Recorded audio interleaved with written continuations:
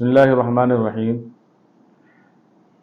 एक मसला ये पूछा जाता है कि एक शख्स ने वज़ू किया, घर से निकला, वज़ू करके निकला और मस्जिद में दाखिल होने से पहले उसने एक सिगरेट पी ली, तो क्या आया उसका वज़ू टूट गया और मस्जिद में दाखिल होके दोबारा वज़ू करेगा या नहीं करेगा?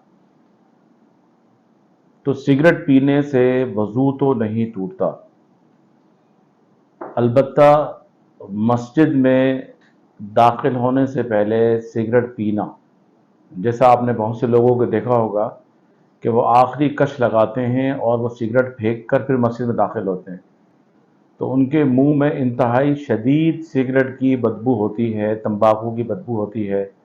तो इस तरह मस्जिद में दाखिल होना सिगरेट पी के फौरी तौर पर हदीस में आता है कि इससे मलाइका को तकलीफ़ पहुंचती है। कोई लहसुन खा के मस्जिद में दाखिल हो जाए या कोई बदबूदार चीज़ खाकर या प्याज खाकर मस्जिद में दाखिल होने से मना किया गया है।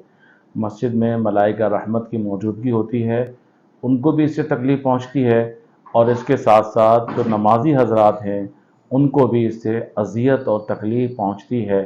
लिहाजा फौरी सिगरेट पी के मस्जिद में भी दाखिल नहीं होना चाहिए और कुछ वक़्त गुज़रने के बाद। इसी तरीक़े से बहुत से लोग और नशा आवर चीज़ तंबाकू का इस्तेमाल है, ये तंबाकू वाला पान खाते हैं या कोई और चीज़ निस्वार वगैरह इस्तेमाल करते हैं, उनको भी चाहिए कि मस्जिद में दाखिल होने से पहले पहले अपने मुंह की बदबू को दूर करें, उसके बाद मस्जिद में दाखिल हों। और ये चीज़ें तंबाकू है, पान है, सिगरेट है, निस्वार है, इसको खाने के बाद वज़ू नहीं टूटता और दोबारा वज़ू करने की कोई ज़रूरत नहीं है।